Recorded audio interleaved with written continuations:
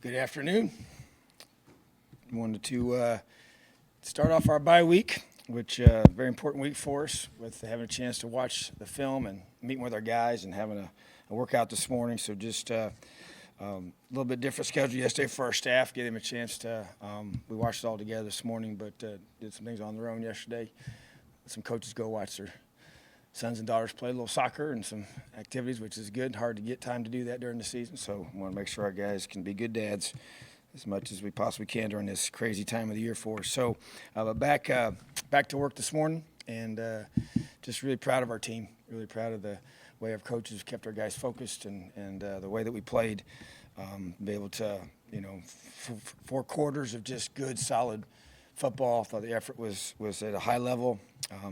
Outside of the two early false starts, we had the one targeting that was unfortunate. Really, it's a tough call. Wasn't malicious, but it's part of the rules now. Got to keep our head up, and then had that face mask. But pretty clean game in a lot of ways from a penalty perspective, which was a big priority for us. And executing on offense, knew their defense was really, really stout in the box.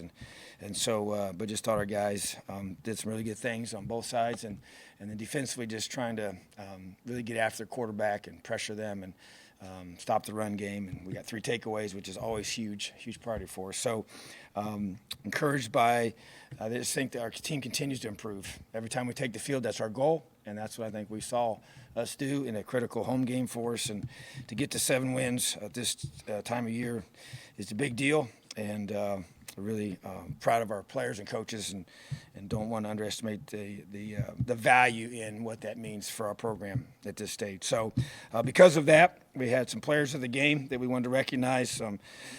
Stevie Scott was the offensive player of the game, 3 touchdowns, 116 yards, and was also the Big Ten offensive player of the week, and deservedly so.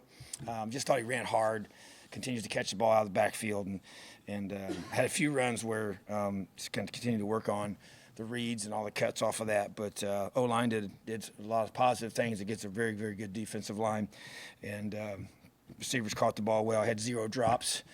Only had 1 3-and-out on offense. I thought that's huge. That's 2 weeks in a row now. We had 0 3-and-outs. So the week ago, we had 1 this week. Staying on the field, flipping the field, pinned them inside the 10. Did that 3 times on special teams. But that's the offense moving the ball. It's big. Defensively, the whole defensive line was our players of the game. Just felt like that they played so hard. Guys like Mike Ziemba, Jerome Johnson, Alan Stallings, DeMarcus Elliott, Jonathan King, CO. Still struggle with his last name, so I just stick with CO. But just the whole group there played so hard, disruptive, good against the run. I thought we did a good job being, on a lot of our run fits and the zone reads on the perimeter, just changing some things up. Guys played that well, so really proud of those guys. Hayden Whitehead was our special teams player of the game. Punted the ball extremely well, pinned him down, had good job flipping the field. So really proud of him. He's been very consistent all year long. On our scout group, defensive scout, Gabe Cohen, does a great job for us, giving the defensive look. And then offensive scout team player of the week, Deshawn Brown, one of our true freshmen, very, very talented football player that I think's got a bright future here. Very excited about him. Extremely skilled. He's just behind a lot of good players in that receiver room. Hadn't played receiver before. He was a high school quarterback. So I think he's going to have a great career here if he continues to do the little things we ask him to do. Special team scouts of the week, Cam Wilson and Justin Berry, 2 receivers that give us great work on receivers, scout teams, running around, giving us a lot of effort that we have to be where we need to be. So just felt like it was an overall very solid performance, and we never really let them get going. And that was the goal, was to start fast on both sides of the ball and special teams, and then finish the game off the right way. Scoring 34 points on that team, that defense is not easy to do. And just thought that was, once again, I thought Kane Womack did a great job with our defense and getting our guys ready. And Kalen DeBoer continues to do a great job offensively. And then Coach Inge with our special teams is just group just keeps getting better and better. So proud of our guys. Big week this week to get better. 3 goals, similar to the last bye week, but a little modified. Get healthy, get rested, and get better. And so each coach is going to be given the directive of finding areas that he's going to submit to me that we have to get better at, improve on technically, which each of their guys, get some of our guys rested that have played a lot of snaps, and then getting those guys healthy that are a little dinged up right now. So don't know much more about Mike Penix yet. Should know more this afternoon, so we'll get that update next week when we meet on Monday. But we'll continue to move forward. Got some other guys that got to get healthy, get in that training room, and take full advantage of a great staff that we have. Questions? Coach, at the first bye week break, you talked a lot about getting better too over the course of time, and having won the 4 games through there and seeing that improvement all along. One thing specifically you just mentioned earlier about the no 3 and outs and all that stuff. Can you talk a little bit about how much it's meant from a field position standpoint and just how that's been flipping each game? Well, I talk about winning football a lot with our coaches and with our team, and to me that's really where it begins.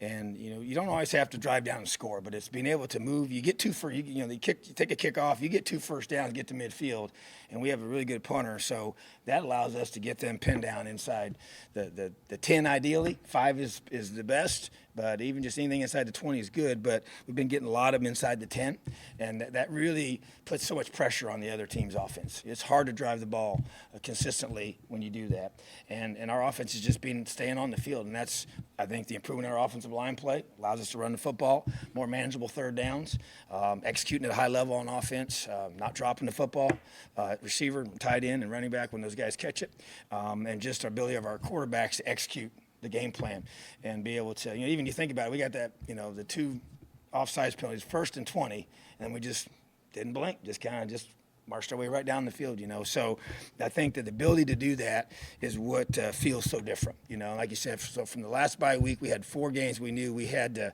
be, an opportunity to win. And to get all 4 of those and to do it to finish it in a dominating way is a really good feeling, because that doesn't always happen. And sometimes you get mental let-ups and you get this and and this group hasn't done that, And I felt confident going into the game that our guys are going to play well. Now they got to go prove it on the field, but I felt good about our preparation. And so, but then we get those two false starts, and I was like, that's not the way you want to start, So, but anyways, we were able to flush that and not linger. So I just think that the more focus is probably going to be on the get healthy, get rested part. This one being the second bye week and having 3 games left of the regular season and then our bowl game.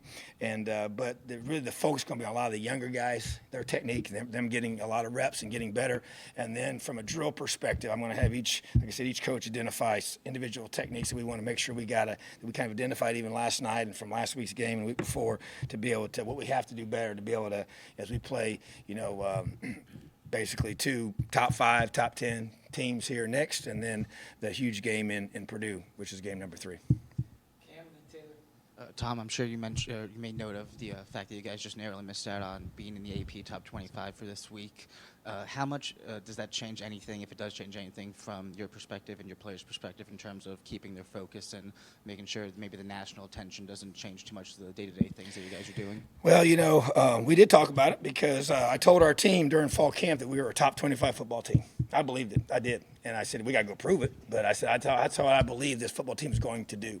And so from that perspective, we can't control any of that, in terms of who decides to vote or not vote. So, but at the same time, there is an expectation. I said that similar about, a couple of years ago, I thought I wanted to have a top 25 defense, when I was defensive coordinator in year 2 after being here. And that's what we were able to do. And so I just think that you set those things out there and you don't back away from those things. And it's part of the program that you have and what you're building. And it shows respect for that. But at the same time, we can't control those things. I just know that we're playing a really good football team in Penn State here real soon. So, whatever we've done in the last 9 games, we've obviously done a lot of positive things, got a lot of things to keep getting better at. But, that's kind of where you want to be as a program. You want to be, where you're recognized as such. And then when you get recognized at that level, then you got to go sustain it and show that you deserve to be there. And that's something that's a weekly thing that you have to have.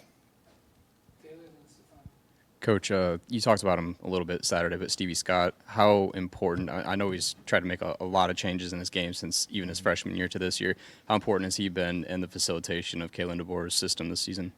Well, as is always the case, all of our guys are important. The ability to run the football is critical. I talk about it all the time. Even when talking about this game, it was going to be one of our keys was how can we control the line of scrimmage on either side of the football and running the ball on offense, stopping it on defense are really the cornerstones of what we want to be able to do. And even though we throw the ball quite a bit, but Stevie's just his effectiveness, and being able to, to make them have to account for him. I mean, it changes everything. I mean, you notice even, and that's one thing, we move our backs, when they align pre-snap and then we adjust different things from there. Well, that's when they got those 2 false starts, we actually shifted him and they shifted their whole, alignment, which caused our guys to jump. But they did that quite frequently. So it's all about trying to take him away, and now, 9 games into the season and going on number 10 and they're still trying to take him away, and now he's being able to be very effective against good defenses. So, he's a huge part of our team. But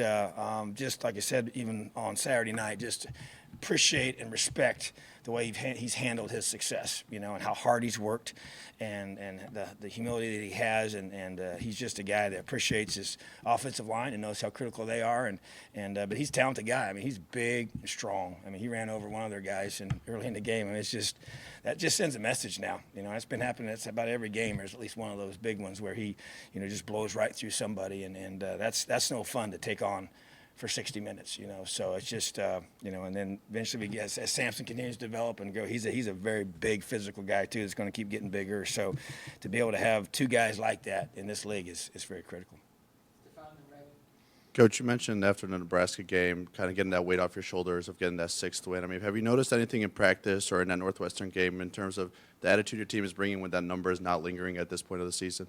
Well, I mean, there's definitely there's a different energy. It's a confidence that it brings.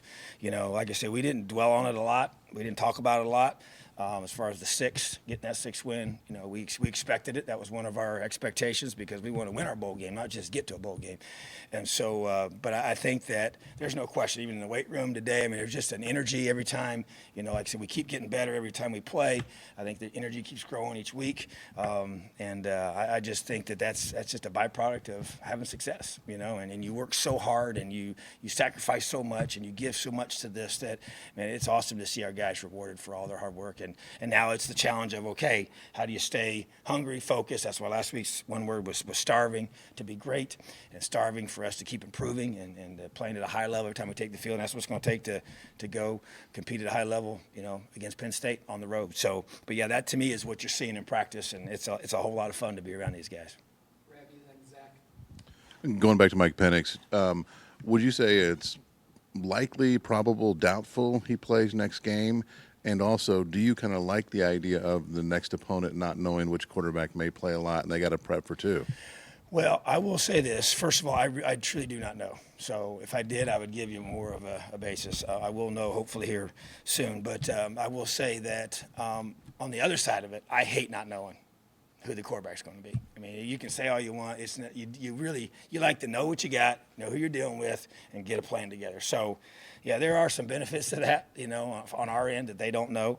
So, but it's not by grand design that we're scheming at every week. So, but that's just the way it's played out. But yeah, it definitely creates a little bit of, I like to know things and be able to plan accordingly. You told a story about Taiwan during his official visit, kind of sitting down with you, and I think you said he brought up those numbers that I know you mentioned even a couple years ago when you first took the job. How unusual is it in your mind for a kid that young to be willing to embrace something kind of so big? And it's not necessarily sight unseen, but it's not like he's from Indiana. It's not like he has a lot of background with the program before he becomes an IU recruit.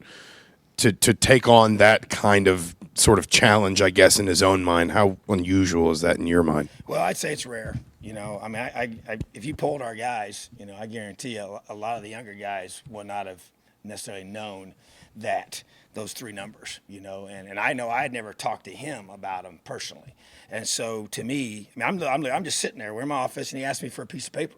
And I go out to I tear out a piece of paper out of a notebook and hand it to him, and he starts writing it down, and then he hands it to me. And so, I mean, he had, on his own, had researched and knew those, and he knew how a big a deal it was to me and the way I presented it initially. And so, but yeah, I do think it's extremely unusual.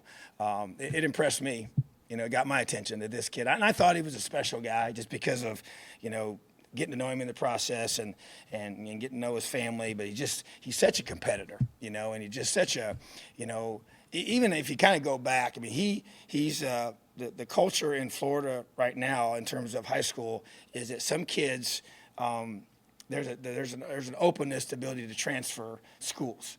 And so just the fact that he stayed at the school that he was in, his older brother was there, who played for Clemson and now plays for the Raiders. And so after his brother graduated, he could have easily left because he wasn't from a high school that had, some maybe long-standing success that others around him have had and wanted him to come play for them. And the fact he just chose to stay there because he wanted to make history there. And they made the playoffs for the first time in 10 years, his senior year. So they didn't even do it when his older brothers with him when he was a sophomore. So just that kind of, so you kind of, I think you can learn a lot about young men by getting to know them and their past and their how are they, that's why getting to know high school coaches is so critical in recruiting because those guys know the young men so well because, we don't just all of a sudden just become a different guy when you show up on campus. Your habits and the qualities that make you who you are in high school, those things usually stay pretty similar. Yeah, you mature and you grow. And I tell his parents all the time, I'm like, if your son didn't care about school when he's in high school, there's no magic wand I'm going to be able to put over him that makes him going to just love going to class and love, getting his education. So you better find guys that care about school. And so kid like that, this kid, he cared about coming here and making history. Well, he wanted to do the same thing at his own high school and took pride in that. So I think that's maybe would have been a good precursor to see that's the kind of kid you're dealing with. But yeah, I mean, he's not very big, but he caused that first fumble in the game and he recovers it. I mean, the other one he recovered, he wasn't even close to the ball when it came out. I don't even know how he got the ball, so he just has that just knack and ability to just make plays. And he believes in himself, and he doesn't say a whole lot, he's confident, very confident, but doesn't do a lot of jawing, but those kind of guys like that are special, and he's made plays consistently against our best competition. So yeah, he's a joy to be around. He was a joy to recruit. I love talking to him. He talked to my wife all the time. He got to know my whole family. I mean, he was just one of those rare guys that just he FaceTimed me. I'm not kidding. I bet every single day he'd FaceTime. It wasn't very long, 5-10 minutes, but every single day that kid would call me. And we talked, and we got really, really close. And so, I mean, I wasn't shocked we got him because I'd have been shocked if he didn't come here as much as we talked. So, but at the same time, it's about relationships. And he, for some reason, we connected, and he wanted to be here, and he wanted to come do something special. That's why he grabbed me. He said, Coach, we're doing what we said we're going to do. We just got to keep on going. So, I love that kid. Tom, the offensive line has obviously made strides as the season's gone on, despite the injury issues and Coy being out for the season. How important has Coy been to this offensive line, and has he helped these guys understand their roles? Well, he's been huge. I mean, when you go through, and I know Coy's sitting right here, but if I had to say one guy that we could not lose this year, it was that guy, for a whole myriad of reasons, and I mean, when he went down and I saw his foot going one direction and supposed to be going the other, I knew this was not good, and my heart just sank, and I was just sick. And because I knew pretty much right then it wasn't going to be a good outcome. But, he's accepted the role. I tell you, to his credit, man, as devastating as it is, he just hasn't, he doesn't mope around and feel sorry for himself, and that's helped his teammates. I mean, it's kind of rallied them, and he's dove right in, and he helps these guys get ready. So, yeah, he plays a huge role, and I challenge you. Hey, it's a different role than we thought you'd have, but you're a captain of this team, you're a leader of this team, and this is your football team. And so he's embraced that new role as a guy that's got, even though he's not out there making plays, he's helping his brothers make plays and helping them get ready every week. And so that's awesome to see. Not surprising. He's just that kind of guy. I'm sure he's, it's hard to not be out there especially with what's going on. But at the same time, he's a big part of it. I mean, we couldn't do it without him. And it's been neat to see those guys rally and step up. And, Matt kind of struggled Saturday night, and he did. It was probably one of his, toughest games, and so, and I knew they're good defensive line he was playing against, and they did a lot of things schematically that were tough, and so, we're going to continue to need Coy to help him keep developing and just accepting that new role of being, a guy that's going to help this team get better and whatever it takes, and that's what he's doing. Follow up on the offensive line going into Penn State game, a huge environment. How much did the win and the play at Nebraska help to this type of environment coming? Well, that's a good point, because that's really, you can't simulate that noise. And like I said, we do it in practice as best we can, but it's not the same. So now we've got a game under our belt where our guys have played in it and been able to, know what that's going to feel like. 'Cause it does. It affects our offense. That's the one group that gets the biggest impact. Because of the noise and the crowd size and the noise level and all the different things that it causes you to do with snap count and different things. And it just kind of makes everything a little slower in how you react and all that. So I think that there's nothing like experience. Experience always matters, makes you better. You learn from it, and I think it'll be a valuable asset for us as we move forward. Coach, I know you worked with Willie Taggart for a year. Did you reach out to him at all over the weekend with regards to the situation? You just want to make sure guys know that you care about them and praying for them, and it's tough. Another close friend of mine, another situation, that the same type of thing. So yeah, it's tough business we're in. So my heart always breaks for families because you forget about the kids and the wives, and they're all affected by all this stuff too. So in a big way.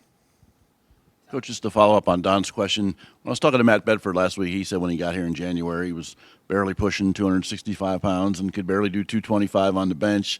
When he got here in January, could you have ever expected that you would have had to rely on him at left tackle all year like you have? No. You don't want to. For what you just said, he's a guy that we felt like had huge upside, great potential, but was going to take some time, from a weight gain perspective, strength, technique. That's a hard position. I mean, Coy is one of the rare guys that's been a 4-year starter at that position. He did it for himself, so he can attest to it, how hard it is. But, and I just think, and the thing about Matt that was different was he hadn't really played, the position as much either. So, and I know Coy wasn't, so it's probably a similar situation probably, but at the same time, Bedford was not a seasoned offensive lineman, So I think coming in January though was huge. I don't know that he could have done it at all had he just come in over the summer. So that proved to be a very, very positive thing for him. But yeah, I wouldn't have predicted it because number one, we knew we were set at that position with Coy and we didn't have to need him to do that. But I just think it's such a hard position to play but he's responded, and to his credit and Coach Hiller's credit and Coy's credit to help get him ready and the whole room. So, but yeah, that's a tough assignment to be given.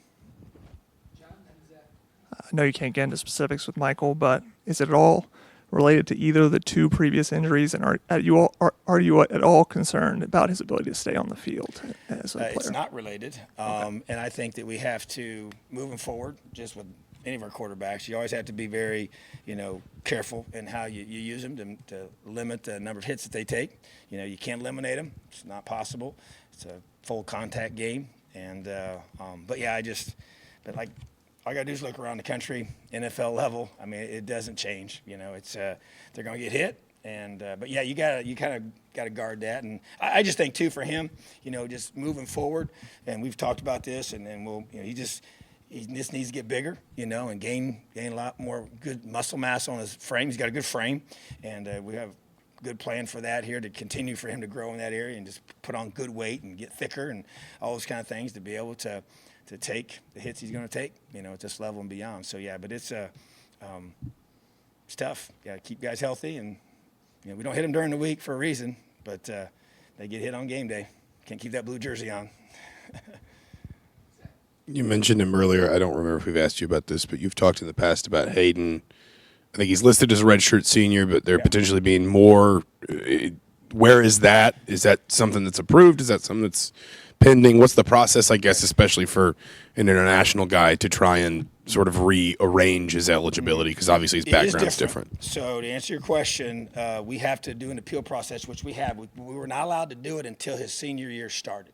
So we started the appeal process as soon as the year started, and so we feel good about it. We have not got confirmation back yet that he has got that year back, but we expect him to. And so, but since we haven't gotten back officially, I can't tell you that he has officially got that year. So, but does look positive. But yeah, we would have done it a year ago if we could, but you can't. It's a different process for international students, and we're following all the procedures for that. Yeah, one more year. So he's technically, in our mind, he's a junior, and so we hope to have him for one more year.